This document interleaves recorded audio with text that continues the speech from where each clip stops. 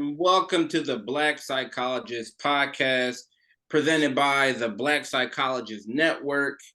And welcome back to, I should say, to the Let's Get Some Perspective edition, the music edition. All right, where we react and analyze to viral videos making their way across the news cycle. I am one half of your humble and gracious host, Dr. Kyle Osborne. He is I, and I am him. And all of you know by now that I'm not flying this aircraft on my own. I'm here with the man of many disciplines, many skills, many talents, the one, the only, Dr. Jason Coleman. What's going on, good brother? What's going on, bro? I'm good, man. Just relaxing. Long day. Working, but everything's good. What's up with you? Nothing, man. You said trying to decompress. Like you said, a long day at work. We out here saving lives. You know how we do. Yeah, man. So, I'm trying to make. Just trying to help, man. You saving lives, man. I give you that. Hey, listen, don't you sell yourself short. We're out there on the front lines. That's what I'm talking about. Listen, definitely just want to thank everybody, that's tunes in, new subscribers, everybody that's hanging with us. So we appreciate it. We got new content coming and more content coming. So thank you. Appreciate it. Yes, sir. I absolutely got to reiterate that.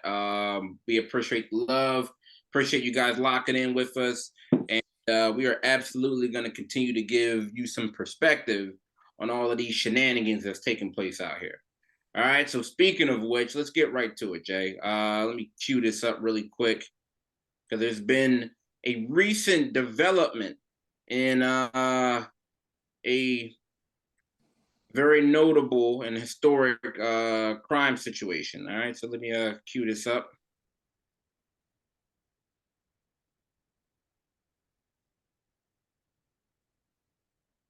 So Keefe D has been arrested in connection to the murder of Tupac Shakur. Hey, it's Asia Sky here for Hip Hop DX, and check this out. The murder investigation of Tupac Shakur has seen an unexpected break after Las Vegas police have arrested a suspect in connection with the rapper's 1996 death. According to the Associated Press, Dwayne Keefe D. Davis was arrested on Friday morning, September 29th, although it's unclear what charge or charges he is facing. This marks the first ever arrest in the investigation into Tupac's murder, which has remained unsolved for 27 years. The development comes a little over 2 months after police raided the home of Davis's wife. Las Vegas police said at the time that they were searching the house as a part of the ongoing Tupac Shakur homicide investigation. Various items were seized during the search, including computers, a cell phone, and a hard drive, as well as .40 caliber bullets. It was later determined that those bullets didn't match the shell casings from the murder scene. Nevertheless, a police source said in August that detectives were building a compelling case against Davis and that charges against the former gang member were imminent. Tupac was shot multiple times in a drive-by shooting in Las Vegas on September 7, 1996, and he ultimately died in the hospital from his injuries 6 days later. And this cut short the life of one of hip-hop's most influential figures. Davis, who is now 60 years old, has long claimed that he was inside of the car from which the bullets that killed Tupac were fired. In a 2018 interview, he claimed that his nephew, Orlando Baby Lane Anderson, was one of 2 people sitting in the backseat of the car, which is the area where the shots were let off. Hours before the shooting, Tupac and his entourage had gotten into a scuffle with Anderson in the lobby of the MGM Grand, which hosted the Mike Tyson and Bruce Seldon fight. Anderson, who was a member of the South Compton Crips, was alleged to have stolen the chain of a Death Row Records affiliate months earlier. He was identified as a suspect in the case, but he was never arrested or charged. He eventually went on to be killed in a gang shooting in 1998. So what are your thoughts on Keefe? All right, so let's get some perspective on this. Jay, for me, I'm gonna be honest. While I'm happy that they finally made a break and there's gonna be somebody that's gonna be held accountable and responsible for the death of Tupac. It looks like that's the way it's trending. Honestly, I'm not surprised and a little underwhelmed by this news. For the reason that it doesn't appear that the issue of why this case was delayed or prolonged in regards to making an arrest was due to a lack of cooperation, right? It didn't appear that Keefe was withholding information. He, from as far from what I remember is that from the late 90s, he was doing magazine interviews. Right. He was talking to news outlets all through the 2000s. He was he did Vlad a couple of times within the past few years. He even came out with a memoir, and he was saying the same information of like Right. talking about being there and being involved. So it seems to me like it was more of a situation of the police department finally doing their due diligence and like saying, hey, you know what, this guy keeps talking about he was there. Maybe we should look into that. So that's what it kind of feels like to me. So I wasn't really as surprised. Like, I'm happy, but I wasn't like, it just wasn't like earth shattering for me. I mean, I kind of feel the same way because, again, I've been watching him do Vlad interviews for 9 years, telling all these same details, right? So, I mean, I think it's interesting that, he was getting paid doing Vlad interviews to tell his story, and now it's like he's charged for this and he has no bail, right? I'm just wondering in terms of the decision making, because the thing that what this case reminds me of, to be honest with you, not to jump ahead, but it reminds me of the R. Kelly case in the sense that the renewed public interest is probably what got him incarcerated, right? The same way with the R. Kelly stuff, when the documentaries came out, all of a sudden there was weight to coming down to prosecute the case again, right? Right. And we'll talk about that later. But in terms of this, as well as I do, he's been talking about this kind of, I don't even want to say below the surface, because right now I'm looking on Amazon and they selling his book for $13. You understand what I'm saying? So he's been telling the story over and over, telling it to Vlad for a long time. So like you said, I'm not surprised, but to answer why, I think it's kind of like, the renewed kind of public interest based on him promoting it. That's what makes it so ironic. It's like, you're kind of thinking, like, what did you think was going to happen? You know what I mean? Like, what did you think was going to happen? It's not like he was enlightening us about information that nobody knew. But at the same time, like, it wasn't implicating himself. Like, he's implicating himself, and he was the only one left alive. So I'm just wondering, like, at 60 years old, like, you charged for this, like, what did you think was going to happen? It's like Keeping It Real goes wrong, like the ultimate example. Like, you know what I mean? What else? Just telling on yourself. Like, what can you say? Yeah, what else can you say? bro, like I'm not a part of a gang. I'm not thug life by any means of the imagination. However, I thought that when a crime like this was committed, Yo. you didn't go around like telling people, right? I abhor violence. I'm not a part of the no snitching campaign. I just thought that it was general knowledge that after you were involved in a hit, that you weren't going. I know what you're saying. It doesn't mean you advocate. You're just saying it makes the whole situation strange that he was implicating himself in a crime. He seemed very enthused and very excited about making sure that people knew that he was involved, right? Like, this was kind of like, he absolutely wanted the notoriety. He wanted credit for being involved in the shooting of Tupac, right? So, like, to a certain extent, like, I get it, like, because it's Tupac, right? He's one of the most polarizing music artists to ever existed, right? And he did so much within a short period of time. So I understand you wanted to be associated, but this wouldn't seem like this would be the right capacity that you would want to be associated, because eventually it's going to lead to you being incarcerated. But maybe it's also, there's that hubris effect where maybe he didn't feel like, well, it's the LAPD, so they're not going to look into it, because it did take 27 years, right? Yeah. Like, he's been saying this since the late 90s that, like, yeah, I was there, I was in the car, blah, blah, blah, blah, blah, right? Giving all these details, and nothing happened. Right. So maybe he kind of felt like, well, you know what, the more I talk, and there was another motivator, that he was getting reinforced with money, right? He's going on every you know, he's doing every interview with the magazine, Yo, talk and shows. Like he's you know on he wasn't bad. doing it for free. There's no way he was doing it for free. So I mean, it's almost kind of, if you think about it, it's almost like, well, why not? I'm gonna keep talking. No charges have been brought on, and I'm 60 years old. You know what? Let me come out with a book. I mean, you know what's interesting, and I don't want to like totally take this on a tangent, but I wonder how this is going to impact people going on Vlad. It probably won't if he's paying them. I don't know if he's paying them or not, but they probably won't anyway because people want the views and the exposure. But I just wonder because,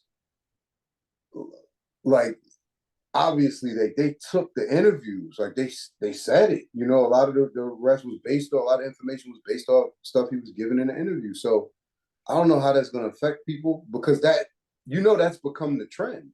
Like if you go certain places, like if you go to Clubhouse, certain places, people are on there openly implicating themselves in crimes. They're talking about it to get views.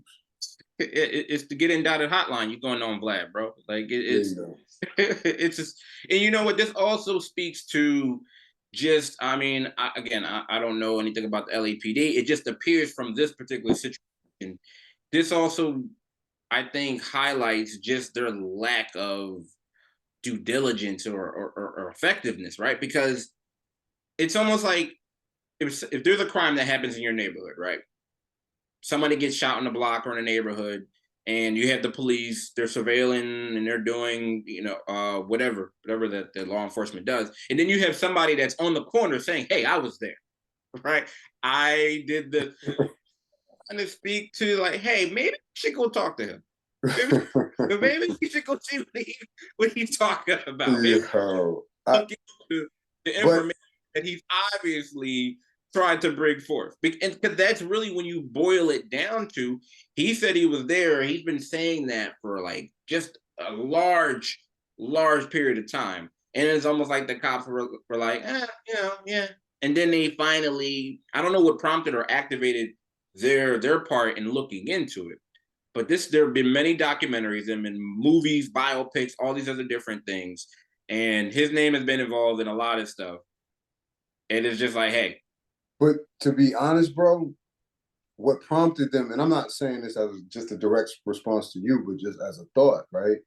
What prompted them to look into it really is irrelevant because it comes back to the fundamental point that we've talked about. Like social media is going to be the downfall of a lot of people because of the simple fact that it's a record that never goes away. We talked about this with the whole Young Thug thing a long time ago, right? You got people that are literally telling on themselves in one way or another, whether you Lil Boosie or you know what I mean, and you on IG, or it's this. You know what I'm saying? You got people that are taking pictures of themselves, recording themselves, giving interviews, doing stuff that they know they ain't supposed to be doing, and then whenever the police see it, it doesn't matter if it's a year from now, a week from now, or a minute, or they catch you in the act. That's why I said it's irrelevant. Like, there's a record. So all they got to do is say, yo, is that you? No, that's not me. That's not you in the green shirt? They're not even taking steps. They're just utilizing from the clip. They're just not even taking like. So it's like, yo, I'm not trying to like, it's funny, but well, not funny. It's sad because you don't want to make light of, number one, the things that people were implicated for, and obviously people, you know, giving up years of their life and stuff like that. But it's to be honest with you, it's just strange, right? People's decision making and thought process that they would think that I don't care how popular it is and how invisible people think they are, but they would think that they could do crimes and then implicate themselves in them online and act like there's not going to be repercussions. Yo, there's people that film themselves in the Capitol and they've been dragging them into court for a year. Like, what do people think is going to happen, bro?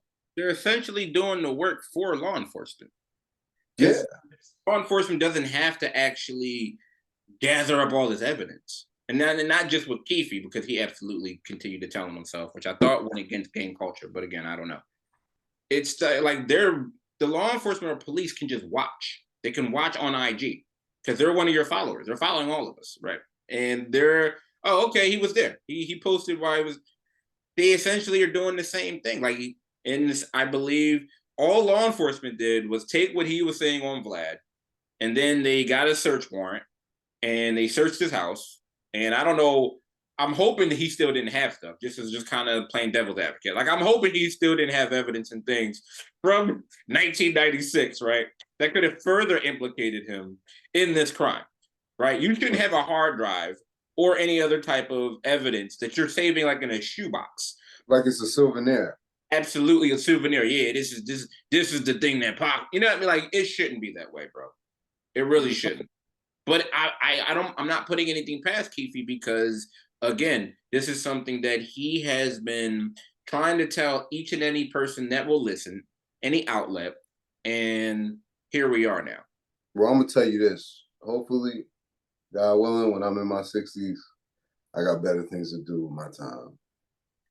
The other side of this is, and I know that Pac has passed away. His mom passed away, I want to say 2016, 2017, I believe.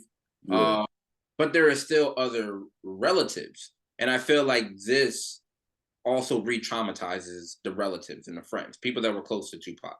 For the reason now you're going through all of this over again. You just mentioned how recently it's been really heavy in the news. Like even prior to them searching his house a month or two ago, like you kind of noticed or got the sense that it was becoming more prevalent, right? It was becoming more current about updates and information, whatever the case may be. But this re-traumatizes a family member. Anytime a case or an issue or a trauma takes place in the past, and you know, and I know it takes, God knows how long for someone to kind of recover and learn how to accept and make peace and so on and so forth when trauma is involved. So now you're bringing this, you're rehashing this, bringing it back to the forefront. So you may have relatives of Tupac that are reliving this now because now it's right back forefront. It's back on the news. It's back everywhere on social media.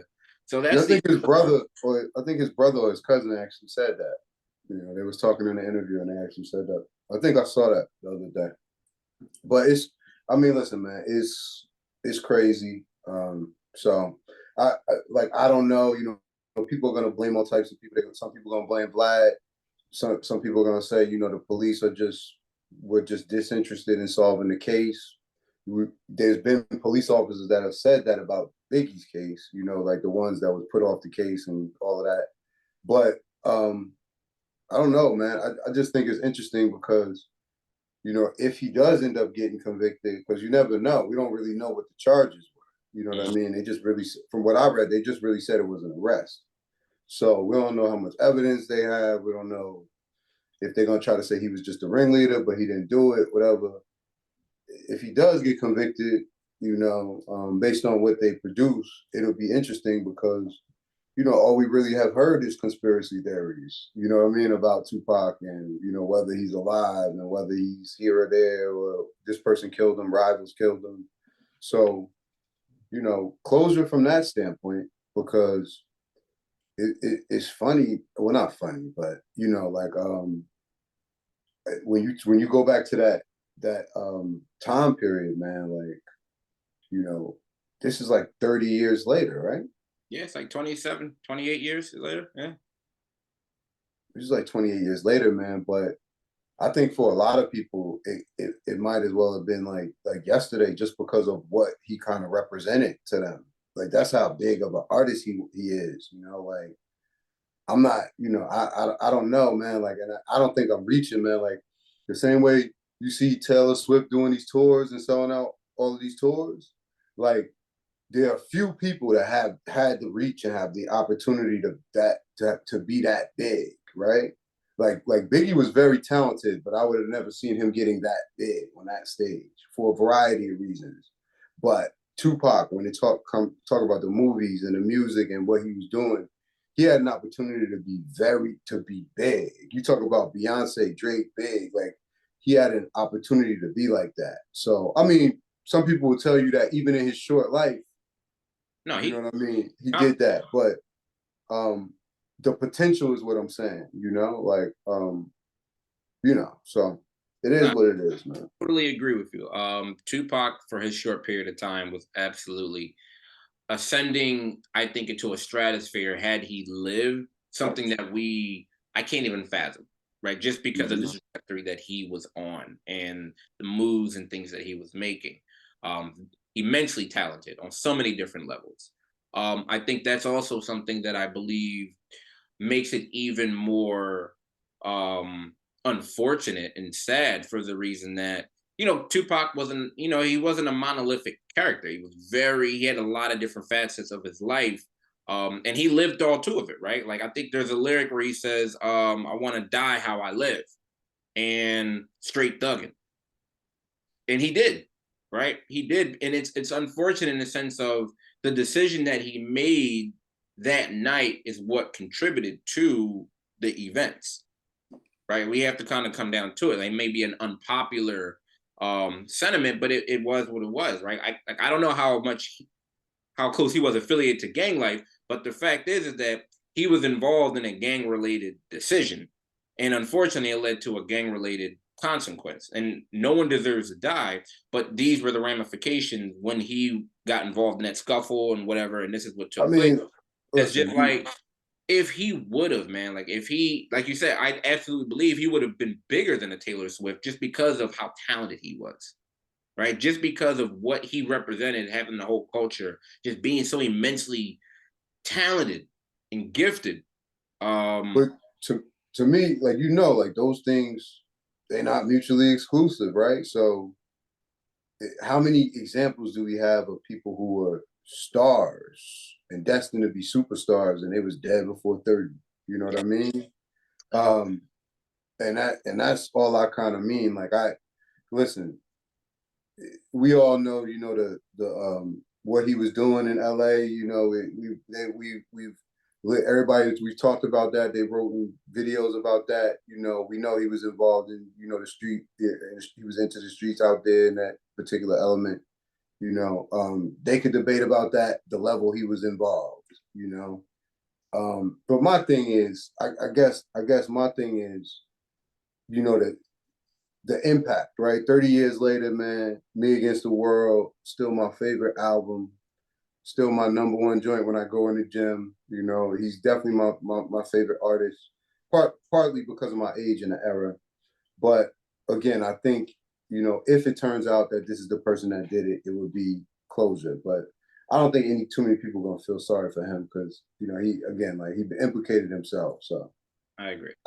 Everybody wants to be famous, but I don't know if you want to be famous for this. Not at that expense. Right. Speaking of people implicating themselves, perfect segue, brother. Check this out.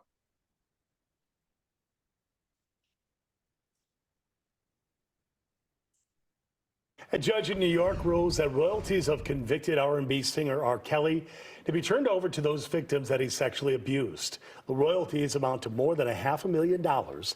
The judge's order directs Universal Music Group to turn over the money to satisfy unpaid restitution and fines that Kelly still owes. The judge imposed the fines last year when she sentenced him to 30 years behind bars for racketeering and sexual exploitation of minors. Kelly was also convicted in a federal child pornography case in Chicago and sentenced to 20 years in that one. All right. So, Jack, the question is that I have for you. All right. Is it okay? All right. Being that they just announced and they said that the royalties will be going to the victims, which I feel like is a very appropriate decision to be made.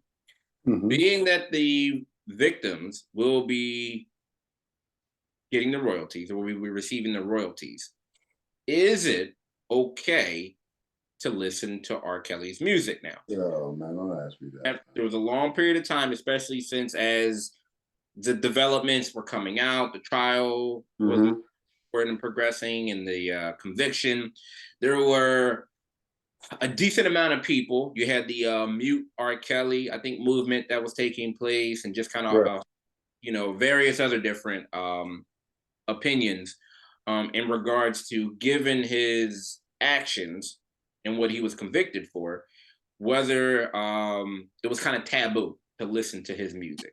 Well, I'll say this. First, in my opinion, right, I think the victims do deserve the money, right? Yep. Because he owes it to them. They was granted it and he never paid it, right? And he's probably trying to hide it, act like he ain't got no money. So that's just like any other, transaction. It's just like 50 Cent and chasing Tiara Marie for his money, right? She still owe him 30 bands, I think. But he owes the money, so it's 500,000. I'm sure he probably owes them much more than that. So that's what they're gonna get now. You know what I mean? But in terms of the music, to me, it's kind of more of a general conversation, because I'm gonna be very honest. Like, I always thought, like, banning the music, it depends on. Now, if you want to ban the music, right, to protest R. Kelly, like, especially while he was out, right? You protesting R. Kelly because you want to ban the music because you're like, yo, I don't want R. Kelly profiting from our station promoting his music, and he's getting paid for it. He's doing shows. He's profiting, right? Right. Fine. Like, I'm good with that, right? But I always thought it was a knee-jerk reaction to, like, look at somebody weird if they want to play Step in the Name of Love at their party, right? Or Ignition at a barbecue, right? Only because the formula doesn't work. There are holes in the boat already, right? How many years Harvey Weinstein been in jail? Do you think people realize the movies that he produced that they love? Good point. Right? Like, I'm not trying to be. Do they do that with? And I'm not like. Do they do that with Elvis Presley? It wasn't his wife like 14 years old or something like that. Like, oh, there's tons of examples, bro. You know what I mean? Of people, who have married. Who's the other? What's my man name? The basketball player, Karl Malone. We talked about this before. Yeah. I mean, different things. I'm not saying he sexually assaulted anybody, but I'm saying there are tons of people who have made decisions that people find like horrible, right, and against their moral code. And my point is, you still watch the movies. You should still be able to enjoy the art and separate that from the horrible acts that a person has committed. Like, you understand what I'm saying? It's like if somebody's a member of a certain team and they go out and do something horrific. Just because Aaron Hernandez did what he did, that doesn't mean that you're going to stop being a Patriots fan. You understand? So that's always been my personal opinion, is that people personally saying, well, I'm going to, look down on this person, or I'm going to be offended, because we selectively apply it, right? People still haven't decided whether they feel like Michael Jackson was guilty or not, right? There's still no common consensus, but you'll still hear his music in Target, right? Because everybody likes it so much, right? Listen, like Thriller, bro. Right. So, and again, we're talking about a bigger issue and not just R. Kelly, but Breezy done had his issues, right? He's back to playing his music on the radio, right? So now I'm not saying, again, I'm not condoning anything he did, and I don't think he should profit off any of the music. I'm talking about the question you asked was whether other people should be able to enjoy it, right? You know what I mean? I'm sure there's plenty of artists, and we don't worry about if our banker does horrible things, right? So it's different if a person is out here and profiting off something and you're like willfully like aware of it. You know what I mean? But if somebody's already in jail and they painted a picture, that you find beautiful, you should not be able to put it on your wall. That's my only point. You know what I'm saying? So I don't want anybody to take it any other way, but that's my only point. You shouldn't be able to not enjoy the art because the artist, has disappointed you in terms of their decision making, right? Or did something horrific. For me, I'll say this has kind of been my personal stand. I've made it a point to not actively or intentionally like stream his music, or not like buy it or purchase it like on streaming platforms, for the reason that prior to this ruling, I didn't want it to be a situation, because seeing the videos years and years ago, it was pretty damn deplorable. Right. So it was more my stance. I'm not going to support him in a financial component. And so you don't want him to profit from that. Right. So that was just my stance. Now, at the same time, if I was at a wedding or at a social gathering and Step in the Name of Love came on, I wasn't leaving the dance floor either, right? I wasn't going up to the DJ telling him turn that off, and I wasn't protesting or anything of that nature. Because again, one, it wasn't like it was money coming out of my pocket, and two, it was kind of that separation of, okay, the music from the heinous act or whatever the case may be, what you spoke of. So that was kind of more my, for me, individual stance on the things. Right? It was more like, okay, as far as me contributing to his profiting, because he was utilizing that profit to weaponize and have that advantage as far as of what he was doing, right, with his activity. Yeah. Right, he was utilizing his star power. He was utilizing his fortune to be the predator, to do these heinous acts. So that was kind of the reason my stance why I decided to do it. I think now, again, I'm happy that he absolutely that the judge ruled in this favor, that the money, because like you said, he's probably been trying to hide that money for like quite some time. Yeah, man. The money should be. So it's also a thing where I think this makes it like a different class of decision making now that, one, he's been convicted. Two, if the money's going towards the victims, I think it falls on, as a person, like individually, and as like an organization or like a streaming agency or whatever company, in that you have to be able to decide at what point do you divorce the artistic output from a creator. Right? Kind of similar to what you're saying. Like, is it a situation where, okay, we know what he did was horrific. He's paying his debt to society for that now. And now they're resolving the issue of the financial component. Is it still as heavy, right? Is it still as taboo? In my opinion, I don't think it should be, for the reason that we resolved those two kind of businesses that people had about it, where you really felt, well, I'm supporting him if I'm listening to the music. What does that say about me? Because I feel like that was also something people did.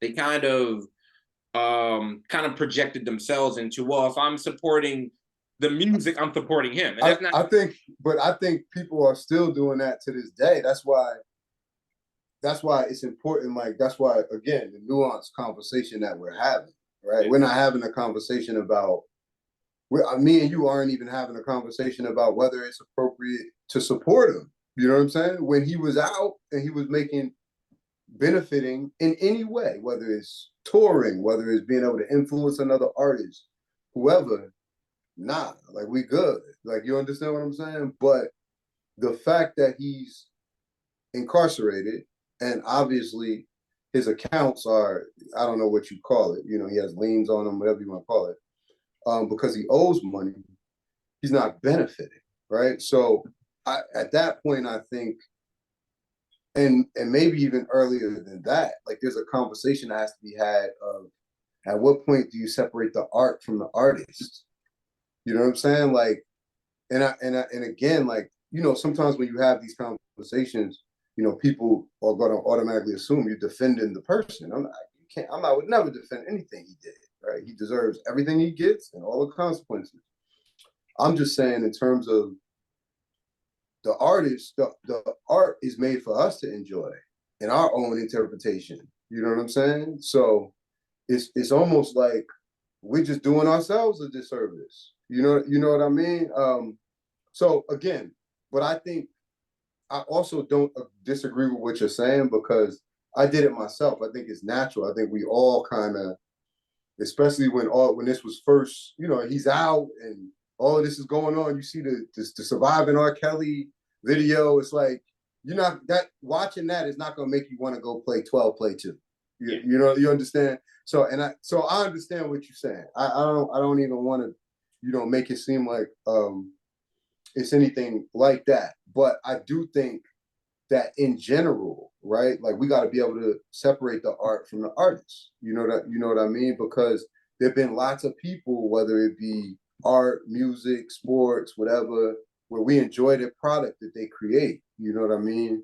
But they're not necessarily the most desirable people. So it might not be the best example to be like, yo, your banker might not be the best person, but you're worried about the rate he gets you. But it's the general point that, when we have a relationship, we don't have a direct relationship with R. Kelly. We have a relationship with him because we like, the product he produces. You know what I mean? So I think it puts too much of a burden on a person if you can't enjoy the product. You know what I mean? Especially if it's not directly benefiting the person. So I believe that this is going to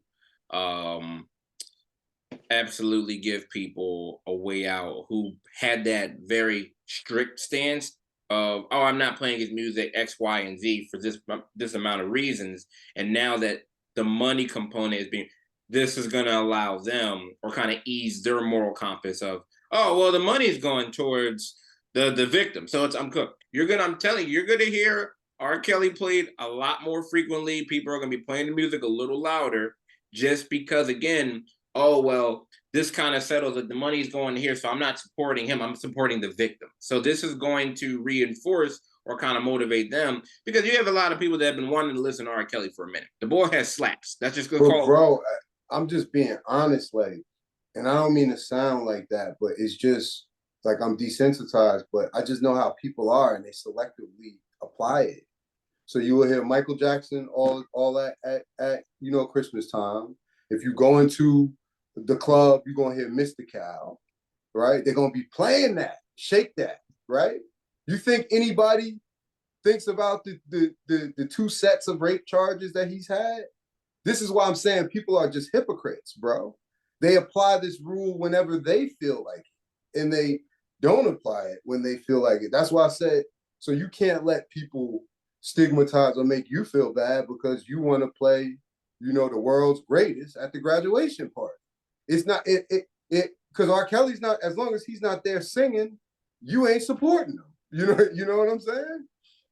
And I'm not trying to make light of the situation, but I'm saying I think people, put a little bit too much on each other when it comes to that.